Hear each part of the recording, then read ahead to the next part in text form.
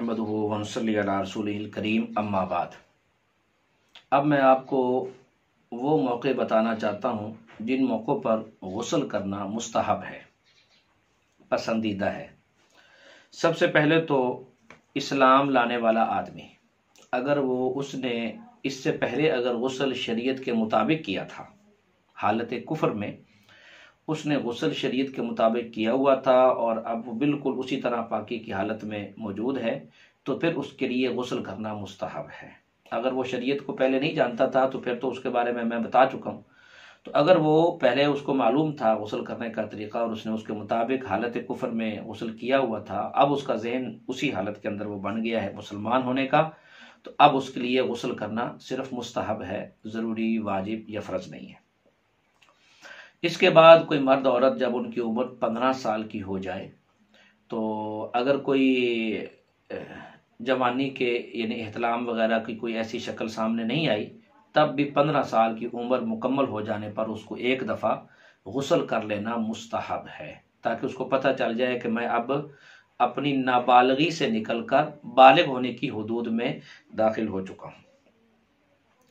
इसके बाद अगर किसी ने पचने लगवाए हैं, उसको अरबी में हजामा भी कहते हैं, ये जिस्म के मुख्तलिफ हिस्सों पर जो है वो आजकल वो कप मिलते हैं, उसको लगा दिया जाता है और फिर उसको टक लगा कर जो उसका खून निकलता है, ये जिस्म का इजाफी और गंदा खून जो होता है वो इन जगहों से निकल जाता है और आदमी की तबीयत फिर उसके बाद सही हो जाती है। और ये हजामा जो है ये हुजूर पाक सल्लल्लाहु अलैहि वसल्लम की सुन्नत से साबित है और हुजूर पाक सल्लल्लाहु अलैहि वसल्लम ने खुद भी हजामा लगवाया और मुख्तलिफ बीमारियों के लिए हजामा लगवाने की सहाबाए किराम को तरगीब भी दी है। तो ये जब अगर आपने हजामा लगवाया है, जिस्म के मुख्तलिफ हिस्सों पर वहाँ से खून निकला है, तो इसके बाद एक दफ़ा गुस्ल कर लेना मुस्तहब है।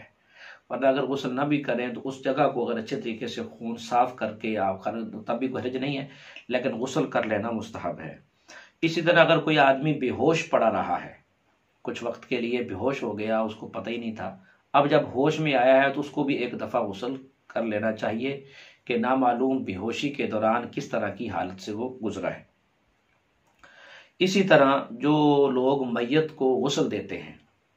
अब मैयत को तो उन्होंने गुस्ल दे दिया है, इनके ऊपर भी कुछ ना कुछ छींटे वगैरह पड़ जाते हैं, जितनी मर्जी एहतियात कर ले कहीं ना कहीं से छींटा पड़ ही जाता है। तो इसलिए ऐसे साथियों को भी चाहिए कि वो भी एक दफ़ा गुस्ल कर लें, मुस्तहब है। लेकिन अगर वो कपड़े तब्दील कर लें और वुज़ू कर लें और वो कहें भी बस ये कपड़ों के ऊपर लगा था और या पाँव के ऊपर कुछ छींटे लगे हैं तो वो वुज़ू के अंदर धुल गया, तब भी कोई हरज नहीं है, ज़रूरी नहीं है ये गुस्ल करना, इस मौके पर भी मुस्तहब है।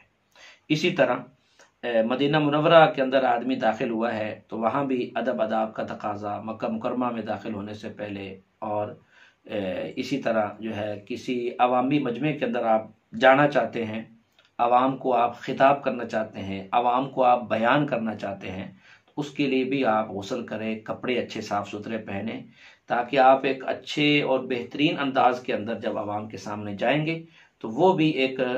अच्छी सूरत होती है अपनी बात उनके सामने पेश करने की, और आवाम का भी जहन बनता है उस बात को कबूल करने का। मैले कपड़े और बुरी हालत के अंदर आवाम के सामने जाकर तकरीर करने से अच्छे असरात पैदा नहीं होते। हुजूर पाक सल्लल्लाहु अलैहि वसल्लम भी जब कभी जुमा और ईद के लिए मजमे से मुखातिब होते तो आप मखसूस किस्म के जुब्बे भी पहनते थे। अपने आप को अच्छा और बेहतरीन अंदाज के अंदर पेश करना ये भी सुन्नत है। इसी तरीके से जब नमाज कुसूफ पढ़ी जाती है, जब सूरज गहन लगता है, या नमाज खुसूफ पढ़ते हैं जब चांद गहन लगता है, और इसी तरह सलात खौफ पढ़ते हैं जब खौफ आदमी के ऊपर तारी हो जाता है तो उस वक्त नमाज पढ़ी जाती है। और इसी तरीके से कोई नमाज तौबा आप पढ़ना चाहते हैं, गुनाहों से तौबा करना चाहते हैं, तो ऐसे मौक़ों पर भी गुस्ल करना मुस्तहब है कि पहले गुस्ल करें, अपने आप को ज़हनी तौर पर तैयार करें और फिर अल्लाह ताला के हुजूर पेश हो जाए।